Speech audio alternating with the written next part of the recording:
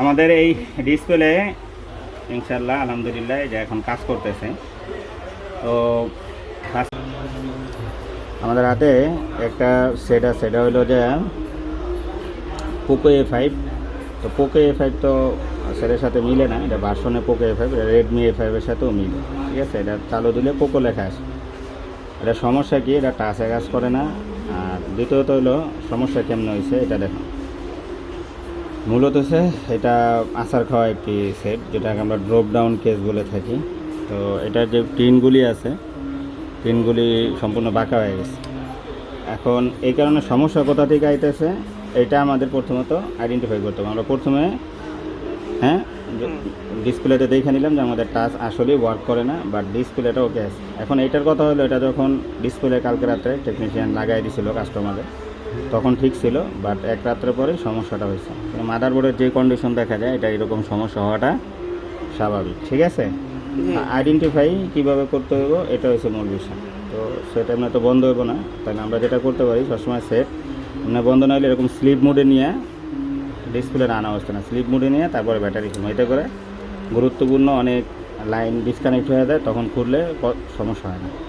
আর display run থাকাকালীন connector খুলতে গেলে অনেক সময় কানেক্টর খোলার সময় দেখা যাচ্ছে ডাইনে বামে যদি স্লিপ খায় তখন শর্ট সার্কিট হওয়ার সম্ভাবনা থাকে। তো এখন এইখানে যদি এই মনিটর আমি দেখাই, এখানে কয়েকটা জিনিস, যে এই যেই এখানে যে সফটওয়্যারটা দেওয়া আছে, এইখানে এটা মূলত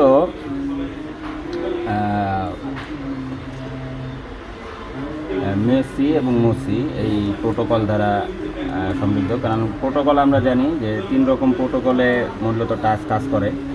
একটা হলো I2S প্রোটোকল, একটা হলো IESP প্রোটোকল, আর একটা হলো মোসি অ্যান্ড মিসো। তো মোসি মিসো যে এই প্রোটোকলগুলি আছে, এই প্রোটোকলে মূলত লাইন হয়ে থাকে প্রায় 60টার মতন। এখানে 5টা আর 2টা 7টা লাইন আছে। তো এইখানে সবচেয়ে বোঝার একটা বিষয় আছে, এখানে তো সব কয়টা লাইনই দেখা যায় একেবারে ডাইরেক্ট সিপিইউ থেকে আসছে। শুধু 1.8 ভোল্টেজের লাইনটা আসে আমাদের পাওয়ার আইসি থেকে। ঠিক আছে, এখানে কয়েলের মাধ্যমে দিছে। যাক, আমরা ওই ডিটেলসে না যাই। তো ফার্স্ট টাইম যেটা করতে হইব, এই ধরনের প্রবলেম আসলে, ড্রপ ডাউন কেস আসলে, আমরা এটা জিআর ভ্যালু চেক করবো কোথায়? কানেক্টর। হ্যাঁ, ডিসপ্লের বেস যে আছে, যেটা কানেক্টর আছে, এইখানে আমরা প্রথমত কী করবো, জিআর ভ্যালু নেব। ঠিক আছে, যেটা ডায়োডে রেখে কি চেক করা যায়। হ্যাঁ, তো এইখানে চেকের আগে 2টা বিষয় মাথায় রাখতে হবে। আমি সবসময় বলছি যে অনেক সময় রেজিস্টার, যেটা ফিউজিবল রেজিস্টার বলে বা বিপ রেজিস্টার বলা হয়, হ্যাঁ, যে রেজিস্টারের 2 মাথায় ধরলে বিপ মোডে কি দেয়, বিপ দেয়, ওটার আমরা ফিউজ বলতে পারি, ফিউজিবল রেজিস্টার বা বিপ রেজিস্টার। এইখানে একটা বোঝার বিষয় আছে যে এইখানে একটা রেজিস্টার ইউজ করছে কোম্পানি, আর এদিকে একটা মিসো লাইনে, একটি প্রোটোকল লাইনে একটা রেজিস্টার ইউজ করছে। এখন অনেকাংশে আমরা যখন এই কাজগুলি দেখি, অনেক সময় দেখি যে এইখানে এই যে লাল ডট দিছে, দেখো লাল 2টা ডটের মাঝখানে একটা গ্যাপ তৈরি করছে। অনেক সময় দেখবা যে গ্যাপটা থাকে না, এখানে লাল দিয়ে কি করে, তাই না, মিশায় দেয়। হ্যাঁ, তো আমি এটা অনেক সময় বলে থাকি যে যদি কোনো সময় দেখা যায় যে এরকম গ্যাপ দিয়ে রাখছে, তাহলে বুঝতে হইব এই রেজিস্টারটার কি রেজিস্ট্যান্স অনেক হাই। ঠিক আছে, যার কারণে এটা শর্ট করা যাবে না। আমরা জানি যে 100 থেকে 200 পর্যন্ত রেজিস্টার শর্ট করা যায়, তবে সার্কিট বেঁধে অনেক সময় 5 ওহমের রেজিস্টারও কী করা যায় না, শর্ট করা যায় না। এটা বুঝতে হবে। তো এইখানে প্রত্যেকটা রেজিস্টারেরই মান আছে। দেখো, এটা 1K, হ্যাঁ, এইখানে আছে 1K, এটি শর্ট করা যাবে না। সবসময় শর্ট করে শুধু ওহমস আলা রেজিস্টার, তাও 100 ভিতরে থাকলে। এর উপরে হইলে শর্ট করে আমরা দেখতে পারি, যদি কাজ হয় তাহলে তো হয়ে গেল, আর যদি কাজ না হয় তাহলে কী করতে হবে, সেম রেজিস্টার লাগাই নিতে হবে, হ্যাঁ, বসাইতে হবে। ঠিক আছে, এইখানে এটাই বোঝার বিষয়। অনেক সময় আমরা যেটা করি যে দেখা যায় এখানে একটু, আর এইরকম যদি সিরিজের ভিতরে রেজিস্টার, কি লাইনের ভিতরে লাগাইছে, সিরিজ লাইনের ভিতরে লাগাইছে। তো সিরিজ লাইনের যে রেজিস্টারগুলি হয়, এগুলির একটা বিষয় হলো এই পাশে যে মান থাকে তার অপোজিট পাশে মানটা কি বেশি দেখায়। এটার অর্থ হলো এই ক্ষেত্রে যে মানটা আছে ওটাকে রেজিস্ট্যান্স কত পরিমাণ বাধা দিছে তা এই পাশে শো করে। ঠিক আছে, অনেক সময় দেখা যায় এখানে 400, এখানে দেখা 1500। ঠিক আছে, এইটা বোঝার বিষয় হলো এটা কখনোই শর্ট করা যাবে না। কি করা যাবে না, এটা 33 কিলো ওহমস এটা আছে 260 কিলো ওহমস, এটাই লাগাইতে হবে। এটারে শর্ট করা না, এটা হচ্ছে যে কিলো না, এটা শুধু ওহমস, কিন্তু এটা হচ্ছে 263, হ্যাঁ প্রায় 2630। এটাও কিলো ওহমসের ভিতরেই পড়ে, ঠিক আছে। কিন্তু আর দিয়ে যেহেতু শুরু হয়, কারণ রেজিস্ট্যান্সের মাপার 4টি পদ্ধতি আছে। সেটি হলো এই কোড দেখে যদি আর আগে শুরু হয় তাহলে এটা দশমিক ধরা হয়, আর দশমিকের পরে যেটা ওটা কিলোতে থাকে না, শুধু ওহমসের ভিতরে সীমাবদ্ধ থাকে। তাহলে যেহেতু 2630 ওহমস, তো এইটাতে আমাদের ভাগ করে দেখতে হইব যে এটা শর্ট করা যাবে কি যাবে না। তো এইটা এখন আমাদের মূল সাবজেক্ট না, এইখানে সংক্ষিপ্ত যেটা বোঝাতে চাইছি, যদি কোম্পানি এই যে এইখানে যে কালারটা দিছে, যেমন মনে করো এই রেজিস্টারে কালার আছে কি, সবুজ কালার। এখন এই সবুজ কালারের দিয়ে যদি এই যে বল থেকে এই বলে যদি সবুজ কালার দিয়ে শর্ট করে দিত, তাহলে বুঝতে পারতাম যে এই রেজিস্টার কি যদি কখনো পড়েও যায় তাহলে আমরা কি করতে পারবো, শর্ট করতে পারবো। বাট এইখানে যেহেতু এই সবুজ কালার এটা এইখানে এসে এই লেগ পর্যন্ত সীমাবদ্ধ আটকায় গেছে, এবং এইখানে রেজিস্টারের সিম্বল দিয়ে আবার কি এইখান থেকে কানেক্টর আনছে, তার মানে কোম্পানি বুঝাতে চাইছে এই রেজিস্টারটা শর্ট করা যাবে না। তো আমরা এখন যেটা করবো, তো এইখানে লাইন হয়েছে উপরের থেকে 1 2 3 4 5 6 7, 7টা বাদ দেওয়ার পরে যে লাইনগুলি আছে এগুলি আমরা মাপ দিব, ঠিক আছে। তো আমরা দেখছি যে এখান থেকে 7টার পরে হয়েছে যে এটা টাচের লাইন শুরু। হ্যাঁ, এইখানে আমরা যেটা করতেছি সেটা হলো 1 2 3 4 5 6 7, এরপরে হলো মান আছে আছে, এরপরে আছে আছে, এরপরে নাই, নাই, ওয়েল, এরপরে এরপর আছে, এরপরে আছে, দুইটা বাদ দিয়ে এইটা আছে, এইটা আছে, এইটা নাই না,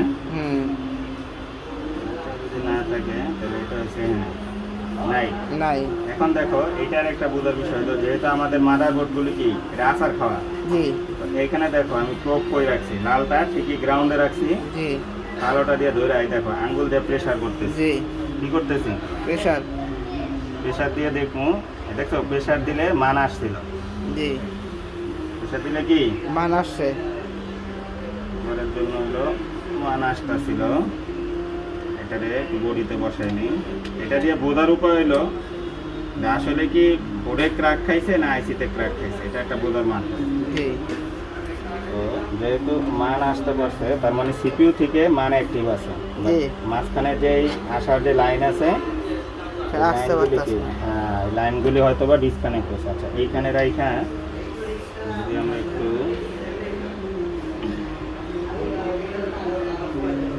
এখানে রাইখা যদি একটু প্রেশার করি,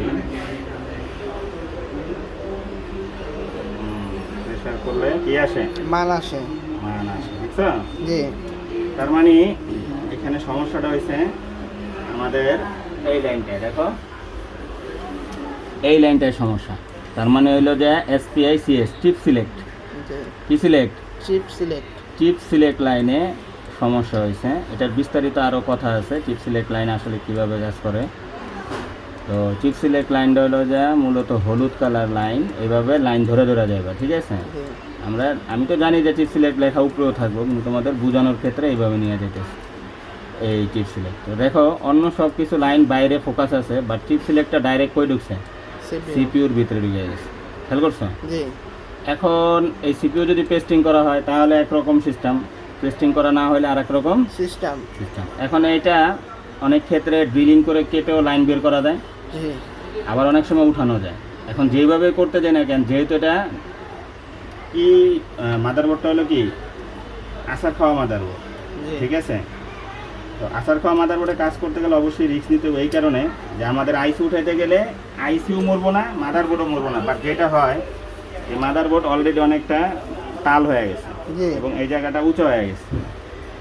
এই যে দেখেন এই জায়গাটা আগে উঠাইছে, দেখা যায় দেখছি। এই যে এটা হয়েছে যে ইউনিসক্সের একটি সিপিইউ প্রসেসর। তো মূলত এই সাইড থেকে লাইনটা ঢুকছে। এখন আমরা ফার্স্ট টাইম যেটা করতে পারি, এটা দেখে মনে হইতেছে যে এটা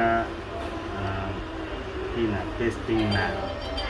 তো পেস্টিং যেহেতু না, একটা কাজ আমরা করতে পারি, সেটা হলো অন্য সব লাইন তো আমাদের আছে, আমরা সিপিইউটা ডাইরেক্ট তুলব, তুলে যে লাইনটা আমাদের মিসিং আছে ওটা থেকে একটা জাম্পার করে আলাদা করে রেখে জি আবার সিপিইউ লাগাই দিব। তাতে যদি এখানে লাইন চলে আসে তারা আসলো, আর নাইলে আমরা যে লাইনটা বের করে রাখবো ওইখান থেকে আবার জাম্পার করে গিয়ে এখানে লাইন দিয়ে দিব। দিয়ে দিব। তো এটা রিস্ক নেওয়া হয়েছে এই কারণে, যেহেতু এটা ড্রপ ডাউন আলা কেস, এইসব সেটে অনেক সময় কাজ করলে যেটা হয় মাদারবোর্ড ছাইরা দেয়, ঠিক আছে। জি।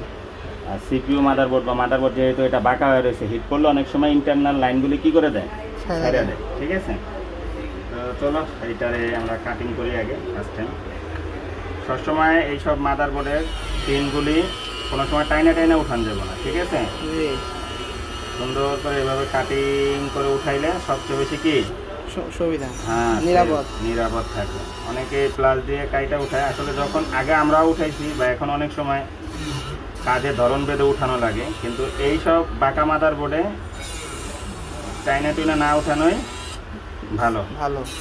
এগুলিতে কোনো সময় প্রেশার ক্রিয়েট করা যাবে না। এইভাবে কাইটা নিতে আছে যাতে করে এইটার লেয়ার ড্যামেজ না হয়ে যায়। অলরেডি এটার কি, যেহেতু লাইনে একটা সাইড আছে, তার মানে কি লেয়ারের সাথে কমিউনিকেশন এমনি দুর্বল। জি আবার যদি আমরা এটার আরও প্রেশার করি তাহলে আরও কি সমস্যা হবে। তাহলে আমরা এটা সুন্দর করে কাটিং করে নিয়ে আরেকটু খুলবো, উপরে নেন। জি ঠিক আছে। জি। সুন্দর করে কাটিং করে খুলে নিব। আর কাটিং করতে তো সময় লাগতেছে না, না আরামসে আমরা কাটিং করে নিতে। আর কাটিং করার সময় অনেক সময় ভিতরের পার্টস কাইটা যায়, এটা দিকে একটু খেয়াল রাখা লাগে। এখন ভিতরের পার্টসের মাপ এইটা এই ব্লেড দিয়ে 0 গ্যান্ডিং দিয়ে কাটলে অনেক সময় সমস্যা খুব কম হয়। আবার কিছু কিছু আইসি বা কিছু কিছু ক্যাপ আছে অনেক উঁচা থাকে, ওগুলি কাইটা যায়। তো ওগুলি কাইটা গেলে ওগুলি আবার চেক করে নিতে হবে যে ওগুলি ভালো আছে না খারাপ। অনেক সময় কাটিংয়ের পরে এগুলো চেক দিতে হবে যে কোনো পার্টস কাটলো কিনা। তো আমরা অত দূর না কাটলেও হয়, শুধু সিপিইউ পর্যন্ত কাটলেই হইব। এখানে যেহেতু অনেকখানি কাটছি, এইটা আমরা কী করবো, টিন আগে সম্পূর্ণ কাটিং করবো না, এখানে এতটুকু কাটিং করে টিনটাকে উঠায় রাখবো, ঠিক আছে। পরে আমাদের যদি কাজ হয়ে যায় আমরা আবার টিনটা বসাই দেবো সুন্দর করে। এটা হচ্ছে কাজের সৌন্দর্য, মানে একটা কাজ শুধু করলাম তা না, একটা কাজ আমরা সুন্দরভাবে এটা কাস্টমারকে দিলাম। এই যে এই জিনিসটা ঢাকনার মতন আমি কী করলাম, খুলে নিলাম। এরপর আমার কাজ হয়ে গেলে আবার কী করবো, সুন্দর করে বসায় দিবেন। বসাই দিই। কিন্তু আমি সবসময় একটা জিনিস যেটা বলি কাজের ক্ষেত্রে, সেটা হলো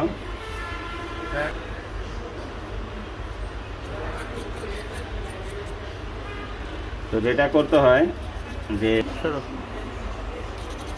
এই টিন কাটার পরে টিনের যে গুঁড়িগুলি থাকে এগুলি ভালো করে মাদারবোর্ড থেকে কি ফালায় নিতে হবে, ঠিক আছে। না হলে এগুলি কিন্তু আইসির ভিতরে ঢুকে শর্ট হয়, এরকম অনেক সময় হয়েছে। কারণ এটা যখন কাটা হয় এই টিনের গুঁড়াগুলি অনেক মিহি হয়ে যায়, ঠিক আছে। আরেকটা যেটা করতে হইব, এখন যে আমি এই যে টিন কাটছি, টিন কাটার পরে কিন্তু এখানে একটা টিনের বর্ডার রয়ে গেছে। জি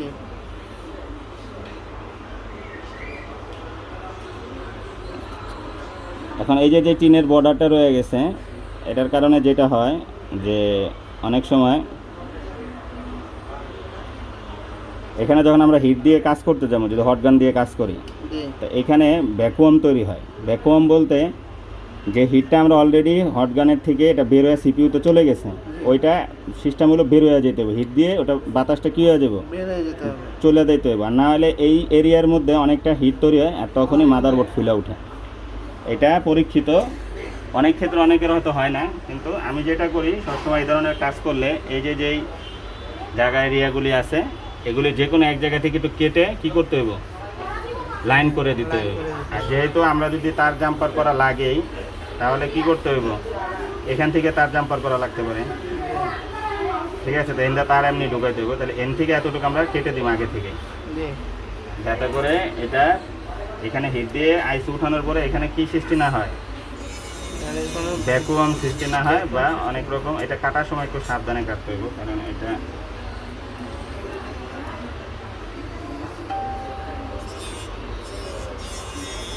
কারণ এটা নিচেও লেয়ার গেছে। লেয়ার আছে বা এই গ্যান্ডিং তো দেখতে দেখা যায় ছোটো, কিন্তু এটা অনেক সময় কি হয়, স্লিপ খায়। জি স্লিপ খাইলে যেটা হয় সমস্যা হইতে পারে, ঠিক আছে। তো এই যে টিনগুলি টান দিয়া না ভাঙতে হইব জ্বালাইগুলি এই যে এইভাবে কয়েকবার মোচড় দিলেই ভাঙিয়া খুলে দেবে। বুঝতে পারছো? হ্যাঁ, মানে একটা কাজ আমরা যত সেফভাবে করবো আমাদের জন্য কি তত ভালো। তত ভালো, ড্যামারেজ কম, যেহেতু এই সেটটা আঘাতপ্রাপ্ত। জি এগুলি শিখতে হইব, যেহেতু তোমরা নতুন, এই প্রত্যেকটা প্রসেস মনে রাখতে হবে, শিখতে হবে। সুন্দর করে আমি এটাকে উঠাই নিই, ঠিক না? জি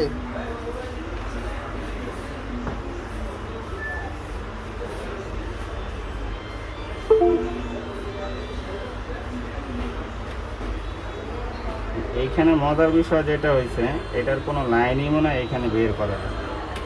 মানে সিপিইউ উঠানো ছাড়া তাই আরেকটু ক্লিয়ার হবে। মনে হয় না এখানে কাজ হইব, কারণ সিপিইউ মনে হয় উঠাই দেবো, যেহেতু এই সাইডটা দিয়ে ঢুকছে। জি ডায়াগ্রাম অনুযায়ী এটা এইখান দিয়ে এইটার ঠিক এই সোজাই যে এইখানে আছে বলটা, জি এইখান থেকে কোনো লাইন দেখা যাইতেছে না। আচ্ছা, আমরা আইসিটা তুলি, জি কি করব? আইসি তুলি।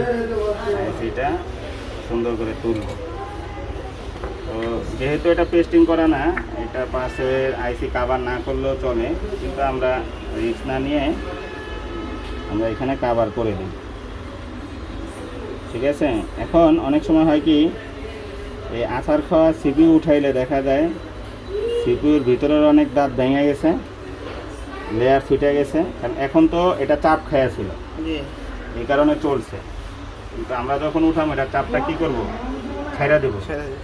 ওই সময় সমস্যা হতে পারে। তো এই ধরনের সিপিইউ আমি বেশিরভাগই সাইডে ইয়ার দিই 75-এ, বাতাসটা বেশি থাকে, তাইলে উঠানোর জন্য খুবই সুবিধা হয়, ঠিক আছে? জি তো আমরা এখন এটারে তুলাবো। এখানে কিন্তু কোনো কাট সাট ভিডিও করতেছি না, যা দেখাইতেছি ক্লিয়ার লাগে, একেবারে একটু ক্লিয়ার হবে। আচ্ছা ক্লিয়ার করতেছি। হ্যাঁ এই হয়েছিল তো। ঠিক আছে, জি যদি আমরা আরেকটু উপরে উঠাই, এখানে একটু ক্লিয়ার আরেকটু, ঠিক আছে? এখন যেটা করতে হইব সেটা হলো সবসময় একটু নিচে টিস্যু দিয়ে কাজ করবো আমরা। এতে টিস্যুর একটা গুণ আছে, টিস্যু অনেকটা হিট টাইনা নিতে পারে, এটা একটা টিস্যুর ভালো গুণ, মানে উপকারও আছে। হ্যাঁ, আমরা এখন এই পেজ দিয়ে এটা উঠাবো, ঠিক আছে? জি তো ঠিক আছে, দেখি এখন এটা উঠানোর পরে কাজ কি হয় না হয়, কিন্তু আমরা প্রসেসটা দেখানোর চেষ্টা করতেছি যে আমরা একটা কাজ আসলে কি কি প্রসেসে উঠাই। এটা ড্রিল করতে পারতাম, যদি পেস্টিং হতো তাহলে ড্রিল করতাম, কিন্তু ড্রিল করতে গেলে অনেক সময় হয় কি আইসিটা অনেক কাঁপে, ঠিক আছে? আইসির উপরে একটা ভালো প্রেশার দিয়ে পড়ে। তো আমরা প্রেশারে না গিয়ে আমরা ডাইরেক্ট এইটারে উঠানোর চেষ্টা করবো, দেখি বাকিটা কী হয়।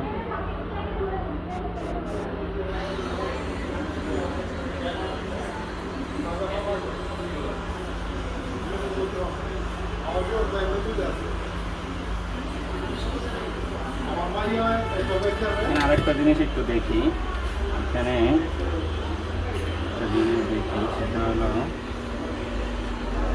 এখান দিয়ে যে লাইনটা বেরোচ্ছে,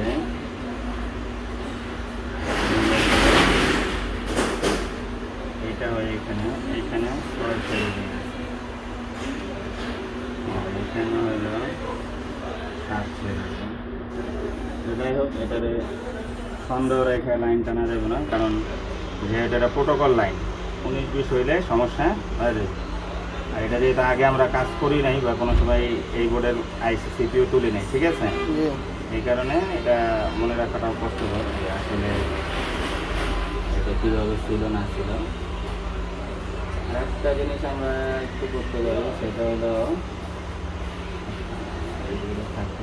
সিস্টেম না দিয়ে আছে না এটা। আচ্ছা, যা আছে আর কিছু দেখানোর জন্য তো আমরা এখন এটা কাজ করি।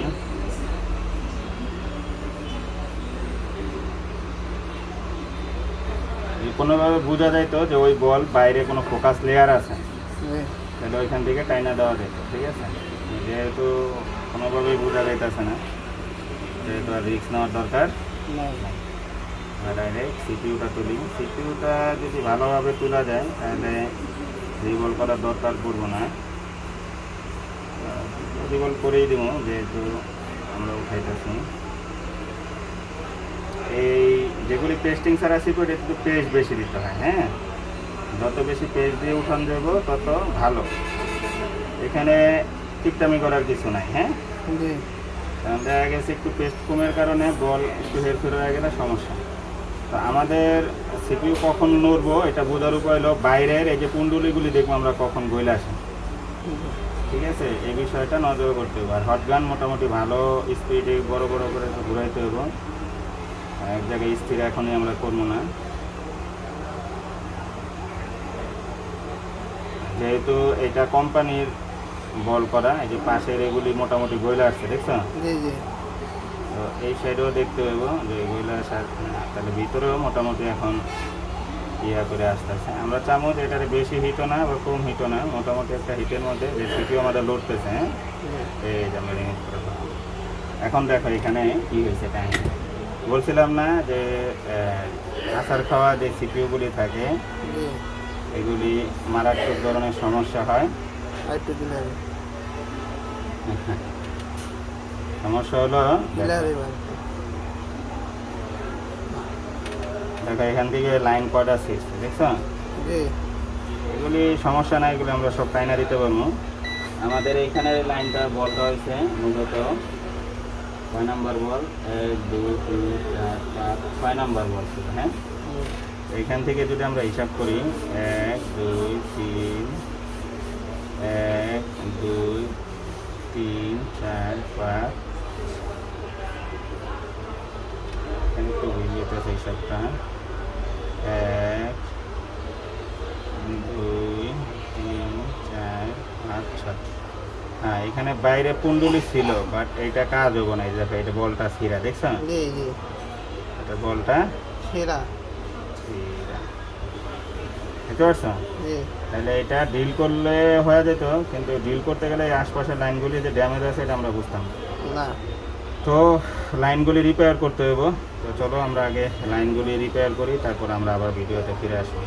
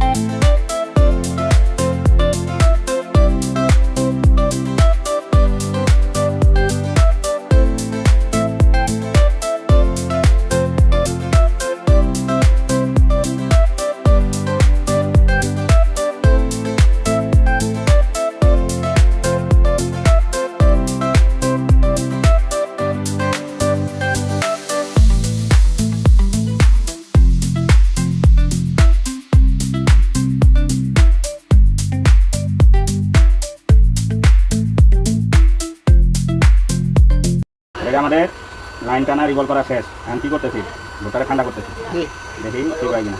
একটা টান খানি ঠান্ডা হয়ে গেলে আগে দেখতে বুঝি কি হয় কিনা। ভালো হয় না তাহলে এটা আমরা 3 টাকা ছিলাম, এটা সুন্দর আবার এই যে সুন্দর প্যাকেট করে একদম সুন্দর হলো না। জি আমরা দেখতে সুন্দর লাগে আর এগুলো কাজ হয়েছে দেখতে বোঝাই যাবে না। এখন মেন একটা জিনিস আমাদের দেখতে হবে, সেটা হলো এখানে ওই লাইনটা আছে কিনা জি নাকি। জি আশা করি আসার কথা, যেহেতু আমরা এখানে সিরা পাইছিলাম, এখানে লাইন আসার কথা আছে না। জি আচ্ছা জি সেফ প্ল্যানে রয়েছে, বাকিগুলিও আসবো কারণ বাকিগুলি আগে থেকেই ছিল। ছিল এখন দেখে নেই কাজ কতটুকু হয়েছে বা কতটুকু না। এটা কিন্তু খুবই সেন্সিটিভ এবং টাফ কাজ, ঠিক আছে। জি কিন্তু হ্যান্ড স্কিল ভালো থাকলে বা কাজের অভিজ্ঞতা থাকলে এটা চালু দিয়ে দেখে নেই চালু হবে কিনা। না এটা মনে হয় এখানে লাগে না। না এটা সমস্যা নেই, আমরা এটা আবার তাহলে দেখতে দেবো ঝামেলা কী হতে আমাদের র্যাম আছে, র্যাম উঠাও দেখা লাগতে পারে, ঠিক আছে।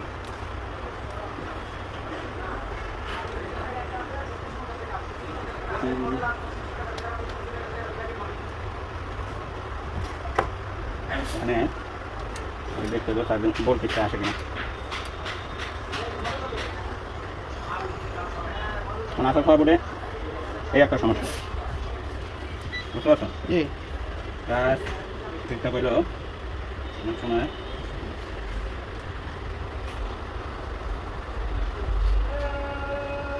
চেঞ্জ করে কোথায় এটাও দেখতে হইব। মানে আমাদের সিপিইউ উঠে আবার দেখতে হইব কর্নারে যে লাইনগুলি টানছে এখানে কোনো প্রোটোকল মিশিং আছে না। এখানে আমরা একটু দেখে নিলে অটো পুট বানাই কিনা।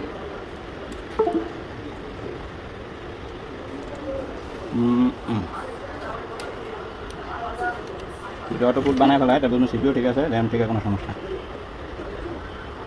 আর না বানায় তাহলে বুঝতে হবে সিপিইউ সমস্যা।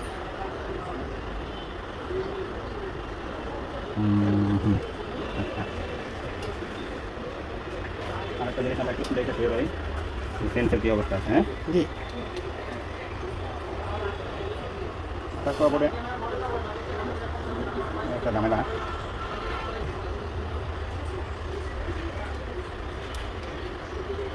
খালি করে কাজও করা লাগে, কাজও হয় না।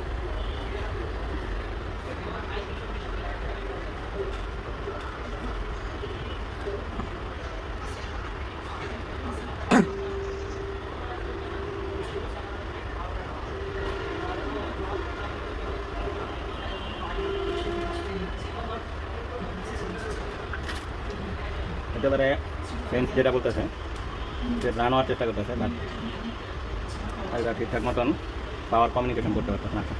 বাকি যেহেতু র্যাম আছে, র্যামটা আমাদের দেখতে হবে। সেটা এখন আমরা পুঙ্খানু চালু করার পরে নেক্সট ভিডিওতে আমরা ফিরে আসি। আমাদের এই ডিসপ্লে ইনশাল্লাহ আলহামদুলিল্লাহ যে এখন কাজ করতেছে। তো ফার্স্ট টাইম যখন আমরা এটা উঠায় সিপিইউর যে লাইনগুলি আছে এগুলি রিপেয়ার করার পরে সেটটা রান হইতেছিল না, যেহেতু এটা ড্রপ ডাউন কে সেট। পরে আমরা যেটা করছি এখন তো এই যে কাজ করতেছে, আর সেটও ওইটাই, এই যে যেই বাঁকা মাদারবোর্ড ওইটাই, এখানে অন্য কোনো সেট দেখানো হইতেছে না। এটার মূল সমস্যাটা হয়েছিল রিভলভ করার পরে যেটা, সেটা যদি একটু বলে দিই তাহলে সবার জন্য একটু ভালো হইব। সেটা হলো সেটটা আমরা অফ করে নিলাম। যেহেতু এই ধরনের সেটগুলি ড্রপ ডাউন কেস হয়ে থাকে, তো এগুলি কি হয় হিট দেওয়ার পরে পাশের যে মাদারবোর্ড থাকে যে সময় ব্যান্ড থাকে এগুলো আরও ব্যান্ড হয়ে যায়। আর এই সিপিইউর যেই কর্নারে আমরা লাইন টানছি এই জায়গাটায় পুরোপুরিভাবে মানে এই জায়গাটা হচ্ছে টাল, এই কারণে পুরোপুরিভাবে বসতেছিল না।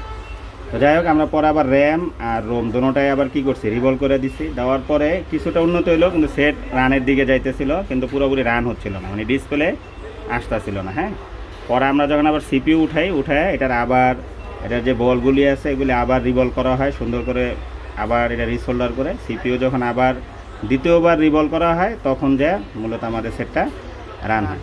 কিন্তু এই কন্ডিশনে সেট ওকে হয়ে যাওয়ার পরে যেটা করতে হবে মাদারবোর্ডটা ফিটিংয়ের পরে আমাদের নাটের প্রেশারটা একেবারেই কম দিতে হবে, দিয়া আর সেটি কাস্টমারকে হ্যান্ড ওভার করে দেবো এবং কাস্টমারকে বলতে হবে জানি এটা চাপ বা আসার এই জন্যই তো সমস্যা জানি আর না হয়। এগুলি গ্যারান্টি দেওয়া যায় না, কিন্তু কাজটা হয়েছে এটাই আলহামদুলিল্লাহ অনেক বড় কিছু। তো আমাদের সেম এইটাই সেট। তো অনেকেই আমাকে বলে যে ভাই একটাই ফুল ভিডিও দেওয়ার জন্য, তো আজকে চেষ্টা করলাম যে ফুল একটি ভিডিও। আসলে ফুল ভিডিও অনেক লং হয়ে যায়, তো এটার ফুল ভিডিও আপনারা সবাই দেখলে বুঝতে পারবেন যে একটি কাজ আসলে কতটুকু মেহনত করার পরে ইনশাল্লাহ আমাদের হয়। কিন্তু আসলে কাজ যদি বুঝে করা যায় তাহলে কাজ হবেই। এই যে এখন সেট প্রতিবারই চালু হচ্ছে, সমস্যা নেই। মাদারবোর্ড বাঁকা থাকার কারণে একটু সময় নিতেছে। যাই হোক সকলেই ভালো থাকবেন, আর ভিডিওটি ভালো লাগলে অবশ্যই আমাদের চ্যানেলটিকে সাবস্ক্রাইব করে দেবেন এবং একটি শেয়ার করে দিবেন। তো আজকে এই পর্যন্তই, সকলে ভালো থাকবেন, আল্লাহ হাফেজ।